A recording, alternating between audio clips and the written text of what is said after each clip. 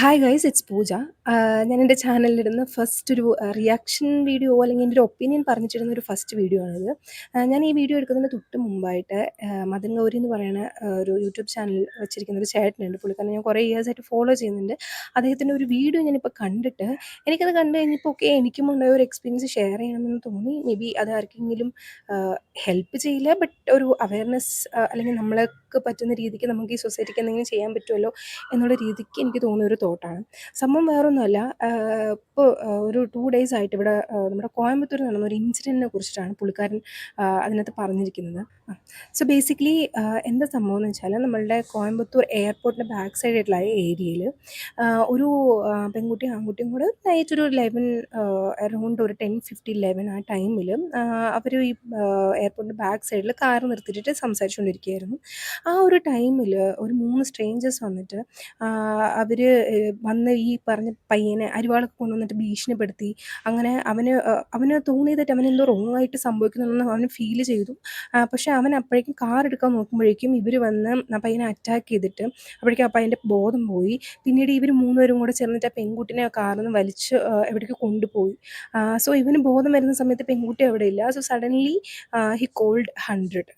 100ലേക്ക് വിളിച്ചു. ചെന്നൈയിലുള്ള പോലീസ് അവർ കോൾ എടുത്തു. പിന്നെ അവർ ഉടനെ തന്നെ കോയമ്പത്തൂരിലേക്കുള്ള പോലീസ് സ്റ്റേഷനിൽ കാര്യങ്ങളൊക്കെ അറിയിച്ച് അവർ ഉടനെ തന്നെ സെർച്ചിങ്ങും കാര്യങ്ങളൊക്കെ തുടങ്ങി.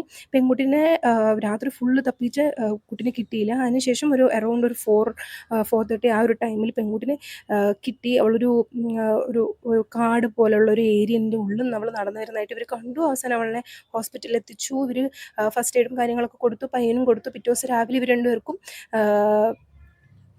ഫസ്റ്റ് എയ്ഡ് കാര്യങ്ങളും എല്ലാം കഴിഞ്ഞ് ഇവർ കൗൺസിലിംഗ് കൊടുത്തു. സോ എനിക്ക് ഈ കാര്യം കേട്ട് കഴിഞ്ഞപ്പോൾ പുള്ളിക്കാരൻ ഭയങ്കര ദേഷ്യത്തിൽ, ആ ചേട്ടൻ ഭയങ്കരമായിട്ട് റിയാക്ട് ചെയ്ത് ദേഷ്യത്തിലൊക്കെയാണ് ഈ ഒരു സംഭവം പറഞ്ഞത്. എനിക്കത് കേട്ട് കഴിഞ്ഞപ്പം എനിക്കിങ്ങനത്തെ ഒരുപാട് എക്സ്പീരിയൻസ്, ഞാൻ +2 കഴിഞ്ഞപ്പോൾ മുതൽ വീട്ടിൽ നിന്ന് മാറി നിന്ന് കോളേജിലൊക്കെ പഠിച്ചിട്ടുള്ള ആളാണ്. സോ എൻ്റെ വീട്ടിൽ നിന്ന് ഞാൻ പഠിച്ച കോളേജിലേക്ക് നമ്മുടെ ഇൻസൈഡ് കേരള തന്നെയാണ് ഞാൻ പഠിച്ചതും. സോ അവിടേക്ക് യാത്ര ചെയ്യാൻ അറൗണ്ട് 13 ഹവേഴ്സ് ഉണ്ട്. ഈ 13 ഹവേഴ്സും എന്താണ് ഞാൻ ബസ്സിൽ രാത്രിയാണ് ട്രാവൽ ചെയ്യാറുള്ളത്. സോ ഒബ്വിയസ്ലി നിങ്ങൾക്ക് ഊഹിക്കാമല്ലോ, അങ്ങനെയുള്ള സിറ്റുവേഷൻസിൽ ഞാൻ പറയില്ലേ എല്ലാ പ്രാവശ്യം ട്രാവൽ ചെയ്തപ്പോഴും എനിക്ക് മോശം എക്സ്പീരിയൻസ് ഉണ്ടായിട്ടുണ്ടെന്ന്. പക്ഷേ യെസ്, എനിക്കും മോശമായിട്ടുള്ള എക്സ്പീരിയൻസുകൾ ഉണ്ടായിട്ടുണ്ട്, ഞാനും ഫേസ് ചെയ്തിട്ടുണ്ട്. പക്ഷേ എനിക്ക് ഏറ്റവും കൂടുതൽ ഹേർട്ടായ ഒരു കാര്യം ഇപ്പോഴും എനിക്ക് നിങ്ങളോടൊക്കെ ഇപ്പോൾ പറയണമെന്ന് തോന്നിയൊരു കാര്യം, ഒരു 2 ഇയേഴ്സ് അറൗണ്ട് ഒരു 2 ഇയേഴ്സ് ആയിട്ടുണ്ട്, ഒരു 1.5 ഇയർ മുന്നേ നടന്നൊരു കാര്യമാണ്. ഞാൻ എൻ്റെ വീട്ടിൽ പോയിട്ട് ഞാൻ വന്ന സമയത്ത് Singanallur bus stand, Coimbatore, same Coimbatore bus സ്റ്റാൻഡിൽ നിൽക്കുന്ന സമയത്ത് എൻ്റെ കുട്ടി അവൻ പാമ്പേഴ്സിൽ മോഷൻ പോയിട്ടുണ്ടായിരുന്നു. സോ ഞാനത് അവന് ക്ലീൻ ചെയ്ത് കൊടുക്കാൻ വേണ്ടിയിട്ട് ഞാൻ ഈ ബസ് സ്റ്റോപ്പിൽ നിന്ന് ബസ്സിൽ നിന്ന് ഇറങ്ങിയിട്ട് ഞാൻ അവന് അത് ക്ലീൻ ചെയ്തിട്ട് വേറെ എന്താണ് നിക്കറൊക്കെ ഇട്ട് കൊടുക്കാൻ വേണ്ടിയിട്ട് ഞാൻ ഒരു സൈഡിലേക്ക് അവനെ മാറ്റിയിട്ട്, അതായത് സെൻറ്റർ ഓഫ് ദി ബസ് സ്റ്റാൻഡാണ്. അപ്പോൾ അവിടെ 2-3 കടകളൊക്കെ ഉണ്ട്. സോ ആ കടകളുടെ ഇടയ്ക്ക് ചെറിയ ചെറിയ ഗ്യാപ്പുകളും ഉണ്ട്. സോ ഞാൻ നോക്കുന്ന സമയത്ത് ഒരു പുള്ളിക്കാരൻ ഇങ്ങനെ എന്നെ എവിടെ നിന്നോ നോക്കുന്ന പോലെ എനിക്ക് ഫീൽ ചെയ്തു. സോ ഞാനിങ്ങനെ സൈഡിലോട്ട് നോക്കുമ്പം 2 കടകളുടെ ഇടയ്ക്കായിട്ട് ഈ പുള്ളിക്കാരൻ നിന്നിട്ട്, ഞാൻ കുട്ടിക്ക് വേണ്ടിയിട്ട് ബാഗ് തുറന്ന് ഡ്രസ്സും കാര്യങ്ങളൊക്കെ എടുത്തുകൊണ്ടിരിക്കുകയാണ്. അപ്പോൾ ഈ ആരും എന്നെ നോക്കുന്ന പോലെ തോന്നി. ഞാൻ സൈഡിലേക്ക് തിരിഞ്ഞ് നോക്കുന്ന സമയത്ത് ഒരു പുള്ളിക്കാരൻ അയാൾ എന്താ ചെയ്തുകൊണ്ടിരുന്നതെന്ന് എനിക്ക് പറയാനേ ഭയങ്കര ബുദ്ധിമുട്ടാണ്. പക്ഷെ അങ്ങനെ അത്ര ഓപ്പൺ ആയിട്ടുള്ളൊരു ബസ് സ്റ്റാൻഡ് പോലത്തെ ഒരു ഏരിയയിൽ പുള്ളിക്കാരൻ അതെങ്ങനെ അവിടെ നിന്നിട്ട് അത് ചെയ്യാനുള്ള ഒരു ധൈര്യം വന്നെന്ന് എനിക്കറിയത്തില്ല. He was trying to do masturbation ആ ടൈമിൽ. ഞാൻ ഭയങ്കര ടെൻഷനായി. എനിക്ക് ഭയങ്കര ഒരു വിയേർഡ് ഒരു ഫീൽ. ഹസ്ബൻഡും ഇല്ല കൂടെ, ഞാനും കുട്ടിയും മാത്രമായിട്ടാണ് വന്നത്. അപ്പോൾ ഉടനെ അവിടെ തൊട്ടടുത്തൊരു കണ്ടക്ടർ നിൽക്കുന്നത് ഞാൻ കണ്ടായിരുന്നു. നല്ല ഹൈറ്റും വെയിറ്റൊക്കെ ആയിട്ടൊരു തണ്ട് നടുള്ള ഒരു കണ്ടക്ടർ. ഞാൻ ഉടനെ പുള്ളിക്കാരൻ്റെ അടുത്ത് "അണ്ണാ അണ്ണാ ഇങ്ങോട്ട് വാ, ഇയാൾ ചെയ്യുന്നത് നോക്ക്, വൃത്തികെട്ടവൻ എന്താ കാണിക്കുന്നത് നോക്കുന്നു" പറഞ്ഞിട്ട് പുള്ളിക്കാരനെ ഞാൻ വിളിച്ചു. പുള്ളിക്കാരൻ മെല്ലെ വന്നിങ്ങനെ നോക്കുമ്പോഴേക്കും ഇവൻ പെട്ടെന്ന് പാൻ്റൊക്കെ ശരിയാക്കി അവിടുന്ന് ഓടാൻ നോക്കുകയാണ്. പക്ഷെ ഓടിയിട്ടില്ല. ഈ പറഞ്ഞ കണ്ടക്ടർ വിചാരിച്ചായിരുന്നെങ്കിൽ അയാളെക്കിട്ട് 2 പിടിച്ച് പൊട്ടിക്കായിരുന്നു.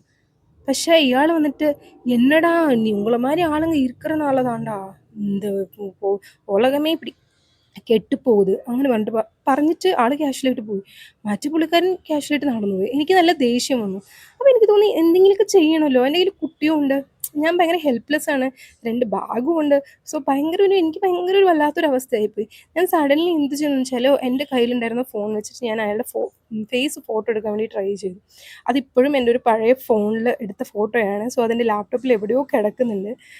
സോ എനിക്ക് ഏറ്റവും സങ്കടം വന്ന കാര്യം എന്താണെന്ന് വെച്ചാൽ, അപ്പോൾ ഞാൻ ഇയാളെ പുറകെ നടന്ന് ഫോട്ടോ എടുക്കുന്നുണ്ട്. കയ്യിൽ കുട്ടിയുണ്ട്, ബാഗുണ്ട്. അതൊക്കെ വെച്ച് ഞാൻ ഇവനെ ഫോളോ ചെയ്ത് ഫോട്ടോ എടുക്കാൻ നോക്കിയപ്പം അവിടെ നിന്ന് 2 3 അണ്ണന്മാരൊക്കെ എൻ്റെ അടുത്ത് ചോദിച്ചു, "എന്ത് പറ്റി എന്ത് പറ്റി?" ഞാൻ പറഞ്ഞു, "ഇങ്ങനെ ഞാനവിടെ എൻ്റെ കുട്ടിക്ക് ഇങ്ങനെ ഡ്രസ്സ് മാറ്റി കൊടുക്കാൻ വേണ്ടി ഞാൻ ബാഗിൽ നിന്ന് ഡ്രസ്സ് സെർച്ച് ചെയ്തുകൊണ്ടിരിക്കുകയായിരുന്നു. ആ സമയത്ത് ഒരാൾ എൻ്റെ അടുത്ത് ഇൻഅപ്രോപ്രിയേറ്റ് വേയിൽ പെരുമാറുന്ന പോലെ എനിക്ക് എന്നെ സ്റ്റെയർ ചെയ്യുന്ന പോലെ തോന്നി. ഞാൻ നോക്കുന്ന സമയത്ത് ഇങ്ങനെ ഒരു ഇൻസിഡൻറ്റ് ഉണ്ടായെന്ന് പറഞ്ഞിട്ടും അവിടെയുള്ള ആരും അത് കേട്ടിട്ട് "അപ്പടിയാ" എന്ന് പറഞ്ഞിട്ട് ഇങ്ങനെ കാഷ്വലായിട്ട് എടുത്തിട്ട് പോയത്. ഞാൻ ഭയങ്കര ഹെൽപ്ലെസ്. അതായത് അത്രയും ഓപ്പൺ ആയിട്ടുള്ള ഒരു ബസ് സ്റ്റാൻഡിൻ്റെ ഉള്ളിൽ പട്ടപ്പകലിൽ നടന്നൊരു ഇൻസിഡൻ്റ് ആണിത്. ഞാൻ ഭയങ്കര ഹെൽപ്ലെസ് ആയിട്ട് ഫീൽ ചെയ്തു. ആ ടൈമിൽ ആ മൊമെന്റിൽ ശരി അമ്മയോട് ഷെയർ ചെയ്യണ്ട, അമ്മയ്ക്ക് സങ്കടം വരും എന്ന് പറഞ്ഞിട്ട് ഞാൻ എൻ്റെ അനിയത്തിനെ വിളിച്ചു. ഞാൻ അവളുടെ അടുത്താണ് ഷെയർ ചെയ്തത്. നോട്ട് ഇവൻ എൻ്റെ ഹസ്ബൻഡ്. ബിക്കോസ് ആളുടെ അടുത്തും അതായത് പെട്ടെന്ന് ഞാനൊരു ഒരു ഫീമെയിൽ ആയതുകൊണ്ട് തന്നെ എനിക്കും എൻ്റെ പെട്ടെന്നൊരു ഫീമെയിലിൻ്റെ അടുത്ത് ഈ കാര്യം ഷെയർ ചെയ്യാൻ എനിക്ക് തോന്നിയത്. സോ പെട്ടെന്ന് എൻ്റെ അനിയത്തിനെ വിളിച്ച് ഞാൻ കാര്യം ഷെയർ ചെയ്ത് എനിക്ക് ഭയങ്കരമായിട്ട് കരച്ചിൽ വന്നു. എന്താണെന്ന് വെച്ചാൽ ഞാനൊരു അമ്മയാണ്. എൻ്റെ കൂടെ ഒരു കുട്ടിയുണ്ട്. ആ മൊമെന്റിൽ ഞാൻ ഡ്രസ്സ് തപ്പിക്കൊണ്ടിരിക്കും. ഇങ്ങനെ നിന്ന് ഞാൻ ഇങ്ങനെ ഡ്രസ്സ് തപ്പുകയാണ്. സോ സ്ലൈറ്റായിട്ട് എൻ്റെ ടോപ്പ് ഞാനിങ്ങനെ കുനിഞ്ഞാണല്ലോ തപ്പുന്നത്. ഒരുപാട് കുനിഞ്ഞിട്ടൊന്നും അല്ല. പക്ഷെ എന്നാലും പെട്ടെന്ന് ആൾക്ക് അങ്ങനെ തോന്നിയിട്ട് അയാൾക്ക് അവിടെ അങ്ങനെ ചെയ്യാൻ തോന്നിയില്ലോന്ന് എനിക്ക് ഭയങ്കര സങ്കടം വന്നൊരു കാര്യമാണ്. എനിക്കെന്തോ ഈ കാര്യം ഷെയർ ചെയ്യണമെന്ന് തോന്നി. ഇതുപോലുള്ള ചെറിയ ചെറിയ ഇൻസിഡൻറ്റ്സ് നമ്മുടെ ലൈഫിൽ എല്ലാ ഗേൾസിൻ്റെ ലൈഫിലും വന്നു പോയിട്ടുണ്ടാവും. പക്ഷെ അത് ഭയങ്കര ഒരു അങ്ങനെയുള്ള സിറ്റുവേഷനിൽ നമ്മൾ നമുക്കായിരിക്കും ഭയങ്കര ഓക്വേർഡ്. അവരാണ് ഓക്വേർഡായിട്ട് പെരുമാറിയിട്ട് പോവുക. പക്ഷെ നമ്മൾ കുറേ ഓക്വേർഡാക്കി എടുക്കും കാര്യങ്ങൾ. നമുക്കാണത് മെൻ്റലി ബാധിക്കുക.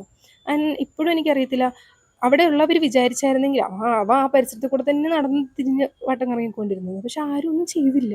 I was helpless. അപ്പോൾ ഈ രാത്രിയിലുണ്ടായ ഇൻസിഡൻറ്റ് നമുക്ക് ഊഹിക്കാവുന്നതല്ലേ ഉള്ളൂ. ഇത്രയും തിരക്കുള്ള ഒരു ബസ് സ്റ്റാൻഡിൽ നിന്നിട്ട് ഞാൻ അങ്ങനെ ഹെൽപ്ലെസ് ആയിട്ട് ഫീൽ ചെയ്തെന്നുണ്ടെങ്കിൽ ആ പറഞ്ഞ പെൺകുട്ടിയുടെ സിറ്റുവേഷൻ നമുക്ക് വളരെ ഇതായിട്ട് ഊഹിക്കാവുന്നേ ഉള്ളൂ. ആൻഡ് ഓൾസോ ഒരു ഒരു ഒരു ചെക്കൻ അവളുടെ കൂടെ ഉണ്ടായിരുന്നു. എന്നിട്ട് കൂടി ദേ വെർ ഹെൽപ്ലെസ്. അപ്പോൾ നമുക്ക് ഊഹിക്കാവുന്നതേ ഉള്ളൂ നമ്മളുടെ സൊസൈറ്റീൻ്റെ അവസ്ഥ. സോ ഞാനിപ്പോൾ ഈ പറയുന്നത് കേൾക്കുന്ന ഏതെങ്കിലും ആൺകുട്ടികൾ, എനിക്ക് ആൺകുട്ടികളോടെ പറയാനുള്ളൂ. നിങ്ങളുടെ കൂടെ നിങ്ങൾ കാണുന്ന പെൺകുട്ടികൾ അത് ആരായിരിക്കാം, ഒരമ്മയായിരിക്കാം, ആരുടെയെങ്കിലും അമ്മയായിരിക്കാം, ആരുടെയെങ്കിലും അനിയത്തിയായിരിക്കും, ആരുടെയെങ്കിലും ചേച്ചിയായിരിക്കാം, ആരെങ്കിലും ഭാര്യമാരായിരിക്കും, ആരെങ്കിലും കാമുകന്മാരായിരിക്കും.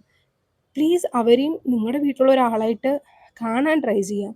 നിങ്ങൾ ഇങ്ങനെയുള്ള സിറ്റുവേഷൻസിലൊക്കെ റിയാക്ട് ചെയ്തില്ലെങ്കിലും അറ്റ്ലീസ്റ്റ് ഇങ്ങനെയുള്ള പ്രവർത്തികൾ ചെയ്യാതിരിക്കുക. അങ്ങനെ ചെയ്യുന്നവരെ എൻകറേജ് ചെയ്യാതിരിക്കുക.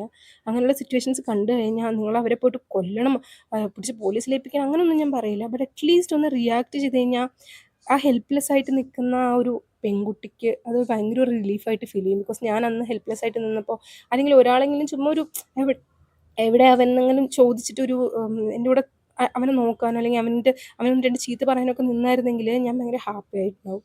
പക്ഷെ അങ്ങനെ ഒരു സംഭവം അവിടെ സംഭവിച്ചില്ല. So I was very helpless. അപ്പോൾ എൻ്റെ ഒരു നിസ്സഹായാവസ്ഥ എനിക്ക് അന്ന് അൺബെയറബിൾ ആയിരുന്നു. അതേപോലെയുള്ള സിറ്റുവേഷൻസിൽ കൂടെ ഓരോ പെൺകുട്ടികളും ഈ സൊസൈറ്റിയിൽ കടന്നു പോകുന്നു. സോ പ്ലീസ് നമ്മുടെ സൊസൈറ്റിയിലുള്ള ആൺപിള്ളേർ അവരെ പ്രൊട്ടക്റ്റ് ചെയ്യുക, അവർക്ക് സപ്പോർട്ട് കൊടുക്കുക. നമ്മുടെ വീടുകളിൽ ഉള്ള പെൺകുട്ടികൾക്ക് എത്രത്തോളം ഇമ്പോർട്ടൻസ് നമ്മൾ കൊടുക്കുന്നുണ്ടോ അത്രത്തോളം ഒരു ഇമ്പോർട്ടൻസ് നമുക്ക് ചുറ്റുമുള്ള പെൺകുട്ടികൾക്കും നമ്മൾ കാണുന്ന നമ്മളുടെ അമ്മമാരും അവർ നമ്മുടെ അമ്മമാരായിട്ടും നമ്മുടെ പെങ്ങന്മാരായിട്ടും നമ്മുടെ നമുക്ക് വേണ്ടപ്പെട്ട ആൾക്കാരാണെന്ന് ചിന്തിച്ച് അവർക്ക് കൊടുക്കേണ്ട ബേസിക് റെസ്പെക്റ്റ്, ഒരു പ്രൊട്ടക്ഷൻ നമ്മൾ ഓരോരുത്തരും കൊടുക്കാൻ തുടങ്ങിയാൽ തന്നെ എനിക്ക് തോന്നുന്നു ഈ സൊസൈറ്റി കുറച്ചൊക്കെ മാറും. കാരണം 1947 കിട്ടിയ ആ വീഡിയോയിലകത്ത് മദൻ ഗൗരി പറയണ ആണെന്നും പറയുന്നുണ്ട് 1947 നമുക്ക് ഇൻഡിപെൻഡൻസ് കിട്ടി. പക്ഷെ അന്ന് ഗാന്ധിജി പറഞ്ഞൊരു കാര്യമാണ്, ഏതൊരു പെൺകുട്ടിക്കാണോ രാത്രി സ്വന്തമായി നടക്കാൻ പറ്റുന്നത് അപ്പോഴാണ് റിയൽ സ്വാതന്ത്ര്യം കിട്ടിയിട്ടുള്ളത്. പക്ഷെ ഇന്ന് നമ്മൾ 2025 റിയലി നമുക്ക് ഇൻഡിപെൻഡൻസ് കിട്ടിയോ?